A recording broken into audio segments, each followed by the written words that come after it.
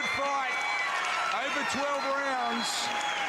On late notice, Jake Wyllie has impressed plenty and earned himself a bunch of fans. George Kambosos. I am not happy that I sat here and watched this. Now, here's the thing. Kambosos should go on to get the win. Late replacement, Jack Wyllie. What is it, Jake or Jack? Let's see here. Jake Wyllie. Good performance for late step in against a former unified, undisputed champion, however you feel about that franchise title that the WBC had. I have to admit, I'm kind of tired of George Kambosos. I'm going to go ahead and say he's been an overachiever. He's made, like, you can argue that he's in the top 10 of highest paid boxers over the last 5 years. 2 Devin Haney fights, pay-per-view. Lomachenko fight, pay-per-view over in Australia. Teofimo Lopez fight, where there was a purse bid. He got paid big money. Then was some issues with Triller, but that's in the past. This arena he's fought in, from my understanding, holds what? 20,000, but about 3,000 tickets were sold. His last opponent, Indonesian fella named Duarte Jordan, who just so happens to be very, very popular in Indonesia. He's a senator. He pretty much said, fuck this fight. A lot of people think that okay, so Jake Wyllie stepped in because Jordan supposedly had some type of injury, but a lot of people think that's bullshit, including myself. So the plan is supposed to be, from my understanding, for Kambosos to go on and fight Richardson Hitchins, IBF 140-pound champion. And let's face it, if you know Richardson Hitchins, he's pretty much the same fighting style, not the same fighters, but the same fighting style was similar to Devin Haney. Kambosos is going to get outboxed and it's going to be ugly. And I don't want to see the fight. It's going to be boring. I don't want to see it. In fact, I'm going to go ahead and say Kambosos needs to change his name from Ferocious to something else. It's just not there anymore. Like, something seems to be missing. It seems that he's kind of stuck in between styles. He's supposed to be a pressure fighter. And I just don't know what's going on with him. I'm interested to hear these cards, though. We're going to get my colleague Big J on because we don't really have too much. I really don't want to be doing no 20-minute video on this.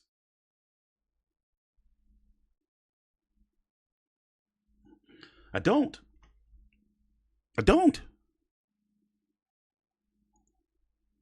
But let's listen to the cards. Listen in. Take your time out. Like the video. Subscribe. I'm messaging Big J.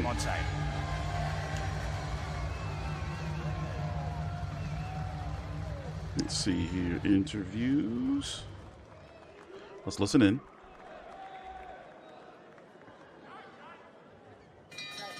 Ladies and gentlemen, after 12 rounds of action here in Sydney, Australia, we go to the judges' scorecards. Philip Austin and Bradley Vocali both scored the bout 117-111. Paul Cupid, 115-113. All three for your winner by unanimous decision, George Ferocious Kambosos Jr. So 117-111 times 2 and 115-113. All three, though, finding it for George Kambosos. I was cool with 115-113. I can see that. An extremely impressive late replacement, Jake Wyllie.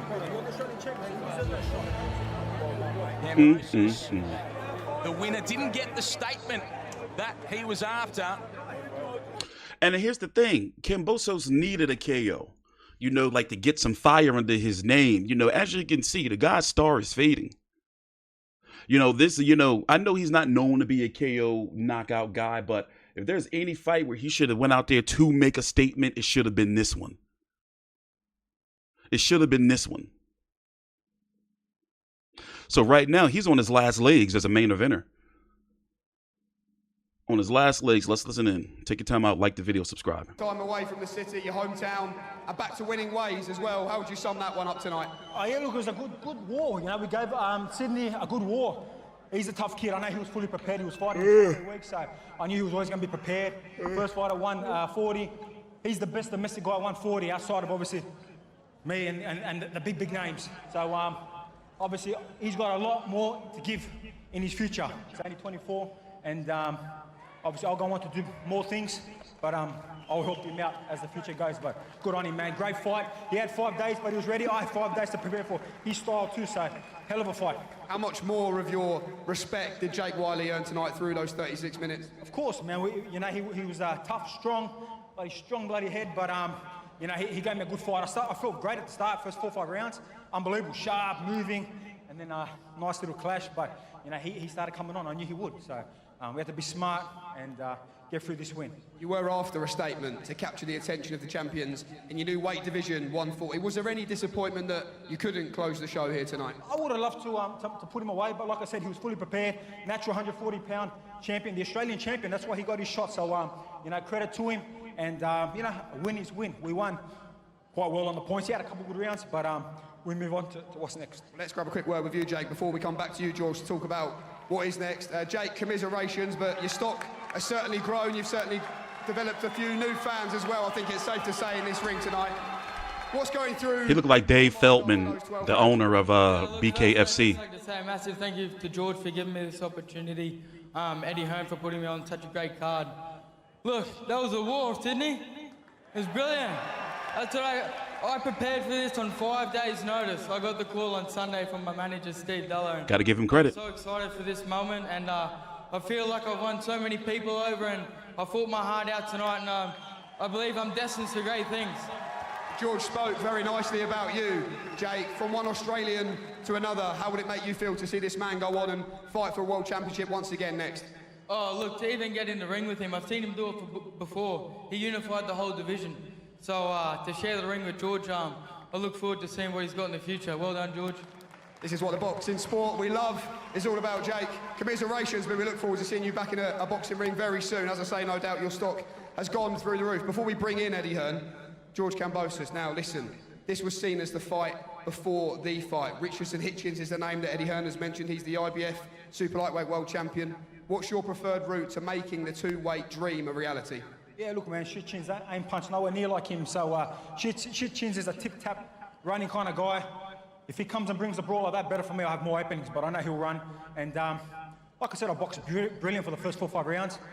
Nice solid clash on top of the head. I had me thinking a little bit about Hitchins now, the clash, but we got through the fight, and we'll get that fixed up. And you know, if that's the fight, Eddie, let's do it. I'm all in. You know, man, I'm a warrior. I fight the best of the best. And you say Hitchins is your best guy, well, let him fight toe-to-toe with me. Let's go. Well, let's bring in promoter Eddie Hearn. Eddie, firstly, before we talk about what's next, your verdict on this and the sportsmanship between these two great fighters. Yeah, tonight just showed us what boxing's all about, taking opportunities and getting in there and putting it all on the line. You know, 6 days ago, this show was in jeopardy when your Dan pulled out. This man, Jake Wyllie, stepped up. You know, honestly, he would have done it without a purse. He was after the opportunity. Steve Deller, I made the call. And, you know, tonight is about George Kambosos going forward to fight for the world title, but it's also about a new star for Australian boxing that is born in Jake Wyllie as well. I think this guy has got a massive future ahead of him. He could have done 15 rounds. He could have done 20 rounds. And, you know, George Kambosos, I think, has done so much for Australian boxing. Sometimes people forget. No one's done 30, 40,000 boxing. Haney, Lomachenko. When he won the Undisputed Championship, he gambled it all against the very, very best. And he wanted to come back to Sydney tonight because he hasn't been here for 8 years. If that cut heals up, we've got a date, end of June, and that is the date. He's got to be ready for that date. If he is, we're ready to move forward for George Kambosos to fight for the World Championship in America, to try and become a 2-division world champion. And I think that's what he deserves. That's what he deserves for the fights that he's been in. I think Richardson Hitchins is a fantastic fighter. I think he's one of the best in the world, if not the best 140. He's ready to put it on the line. That build-up will be spicy. And, you know, I want to thank George for everything he's done for bringing the show to Sydney tonight. And thanks to Jake Wyllie as well. You've got the heart of the lion, mate. You've got a big future ahead of you. Jake, final one to you. I have to say, did Eddie Hearn give you your money back for the tickets you'd originally bought to be here tonight as a fan? I'll tell you something Betty can give me. Where's my contract? One thing I promise to you, you will have a contract Monday morning from Matchroom Boxing. Well done. That's what's up. One thing about me is I always try to do my best for Australian boxing. If it means me fighting the best of the best, when I won all my belts and take no easy road and go to the biggest names to create the biggest possible events and get all the young guys on the undercard, I'm happy with that. And you know what, I'm so happy. That's why I gave him the opportunity to, now he's going to get a contract. And who knows, maybe we can have him on the undercard in June. And like I said, we help each other. And Australia needs more and more of that. Final message from you, George Kambosos. Congratulations, but a final message to your Sydney crowd here tonight. We got through it against a tough, young, hungry kid, and we showed the old school bull that's been here for a long time. Still got it sharp, and end of June. Let's go. Hitchins, bring that style. I want to fight you toe to toe. Let's go. George Kambosos Jr., congratulations back to winning ways, and Jake Wyllie, congratulations. Listen, how is it early and I'm yawning? I'm not like disrespecting Kambosos as a person or as a fighter. It's just like, dude, you know, like, dude. And by the way, Richardson Hitchins is going to beat George Kambosos. I'm just going to go ahead and say it. If Kambosos don't come, and here's the thing, Richardson Hitchins is known to be a mover. Kambosos is going to say run, but at the end of the day, I think that Hitchins can take it to Kambosos. I think he can take it too. Here's Richardson Hitchins, by the way. It looks like it's going to be, as they're saying, and as you can see, Hitchins don't have any knockouts either. Kambosos has more than him. But it looks like, as Eddie Hearn said, it's going to be the end of June in the States. Hopefully they, likely probably in New York too. I won't be surprised if it's in the Hulu Theater. I doubt they'll do Barclays because Hitchins is owed a homecoming. Yes, he is. It's likely going to be, since he won the belt. Yeah, it's likely going to be in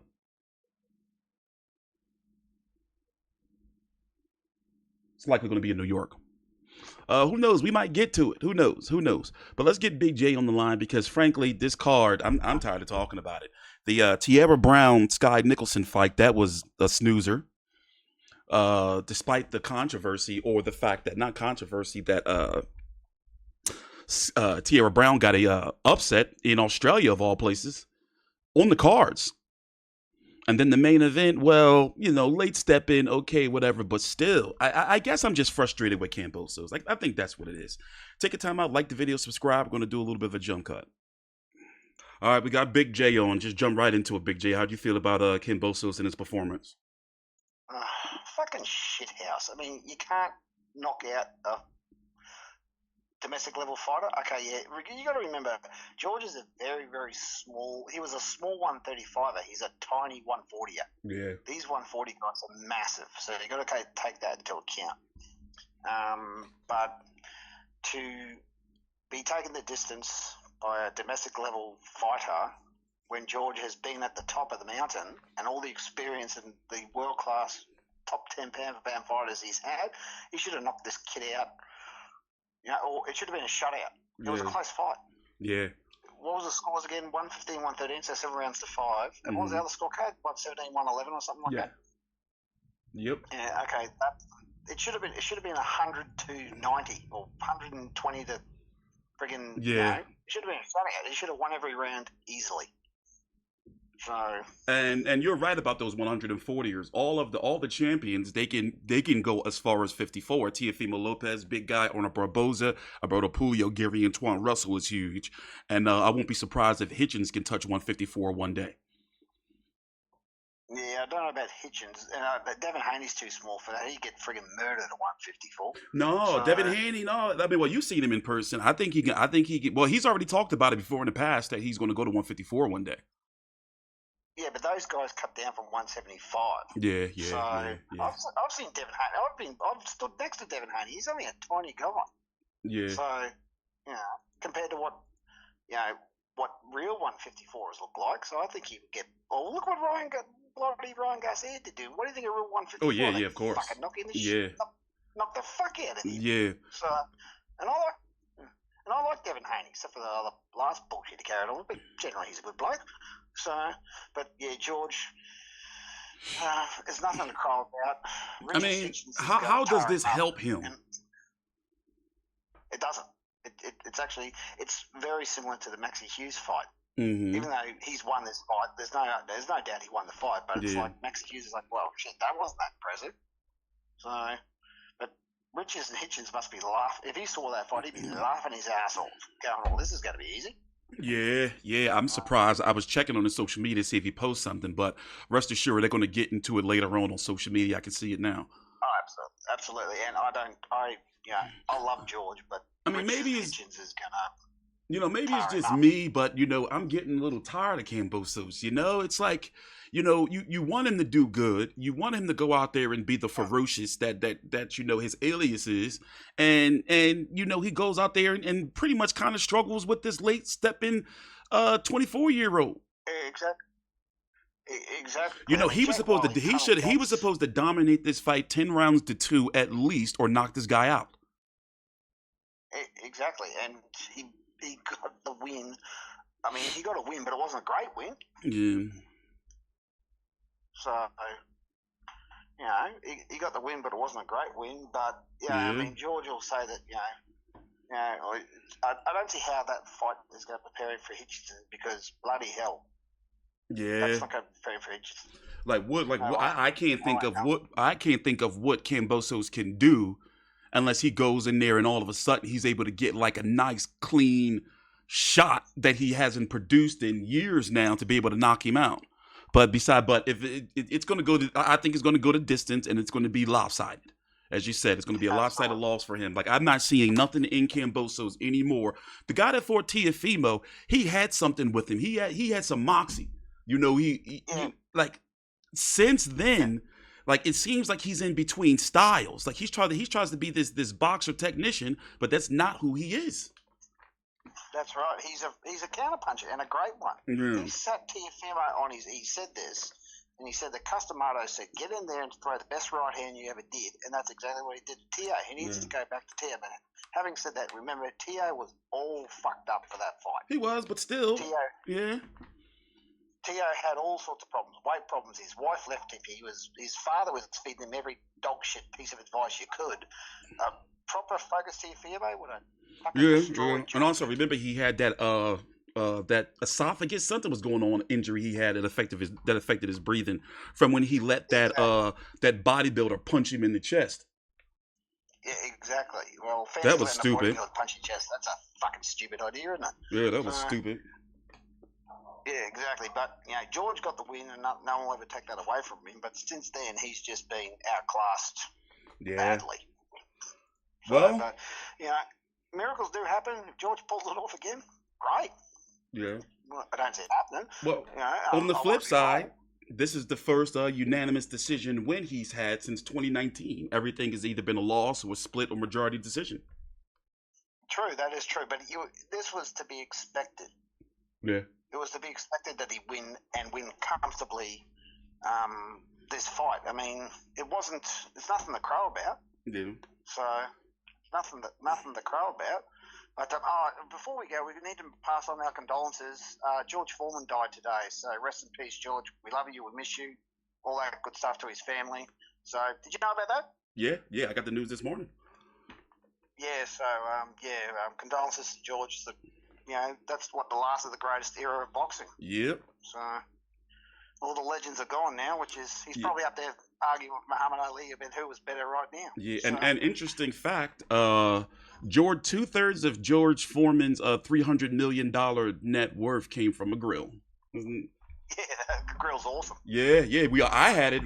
Listen, in college, we all had it. Like, everybody had a George Foreman grill in a room.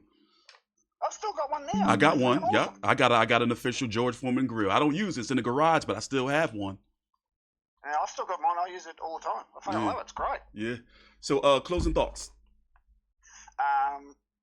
Overall, let's see. The best fight of the night was the first one. The young Chechen Russian kid whose name I can't remember. That was a hell of a fight with the Argentinian bloke. Mm-hmm. Shanika, I think age just caught up with Nina because she's 42. You can age a decade overnight with being in your 40s. Yeah, and she's only had 8 fights. Yeah, exactly. She's going up against a younger, stronger, more experienced woman. So, even though I thought she won the first fight, there's no doubt that Shanika got the job done tonight. Tiramura, we all knew that was going to happen. I mean, where'd they find that poor bastard? Yeah. I mean, they need to start giving him some decent competition, not these taxi drivers to roll over for him. Yeah, he asked for better competition in his post-fight interview. Yeah. Sky, I think actually she got screwed, but then again, it's been coming for a long time, love. So. Well, it's starting to trend on social media as predicted, because it's the beginning of the day over here, so it's starting to really trend. It's 8:30.